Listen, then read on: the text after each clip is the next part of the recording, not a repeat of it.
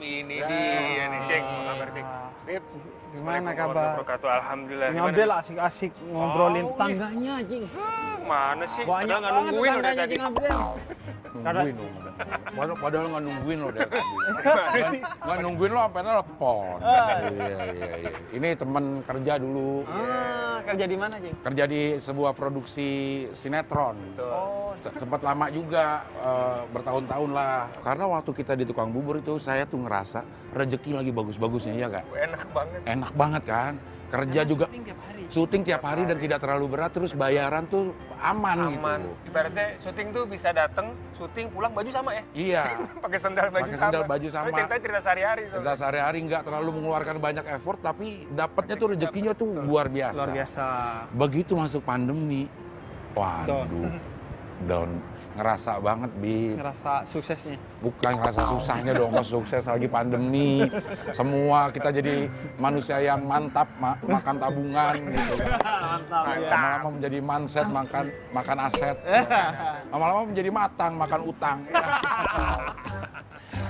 Ya, pandemi ini kan sebenarnya Ying, satu bencana yang nggak ngelihat orang ya. Siapa aja kena gitu. Mau kaya, miskin gitu, pejabat, bukan pejabat, semua kena.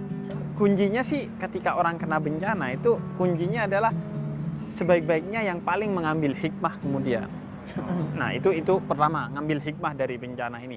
Jangan-jangan selama ini ketika kita banyak rezeki tapi kita hambur-hamburkan begitu aja karena kita nganggap mudah dapetinnya, yaudah ngeluarinnya mudah juga. Iya juga ya. Iya bener. Bener sih ya. Iya, akhirnya mudah juga. Nah, yang kedua juga untuk memastikan kita ini bukan termasuk orang yang diazab.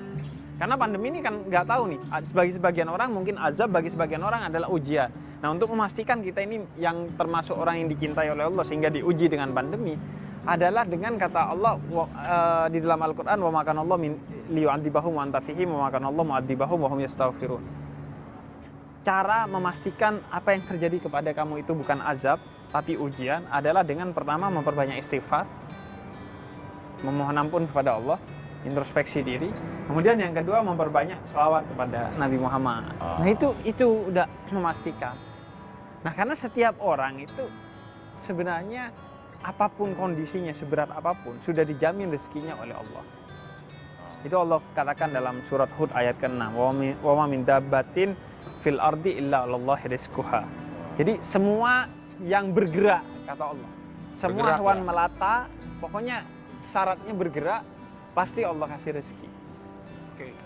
Apapun, bukan hanya siapapun, hewan sekalipun. Tumbuhan aja geraknya cuma ke atas, ke samping. Tapi ada rezekinya. Ada rezekinya. Tapi kadang-kadang nggak berhubungan kan kalau pandemik jelas misalkan tabungan emang udah mau habis gitu, Iya. ada angkanya gitu, Iya. Wah ini udah mau tipis nih kebutuhan sama yang kita punya udah mulai nggak seimbang. Tapi kadang-kadang rasa khawatir itu nggak berhubungan sama apa yang kita punya. Kadang masih banyak nih, Iya. tapi khawatir Tetap Nggak ada. ada. Iya.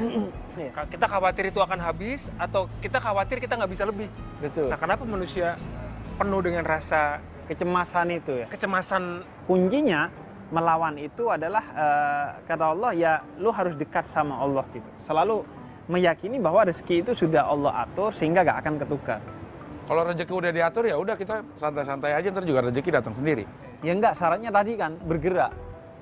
Kita harus bergerak. Walaupun tanpa apapun sebenarnya kita sudah dikasih rezeki Ya. sama Allah. Ya itu berupa nikmat hidup ini kan udah rezeki ya.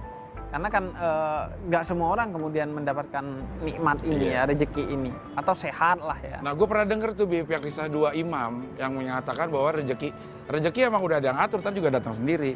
Yang satu bilang rezeki itu harus kita kejar sampai lupa imam siapa gitu ya. Akhirnya satu imam ini akhirnya ingin membuktikan kalau mau dapat rezeki, lo harus keluar kerja. Akhirnya dia keluar, akhirnya dapat rezeki lah berbentuk buah.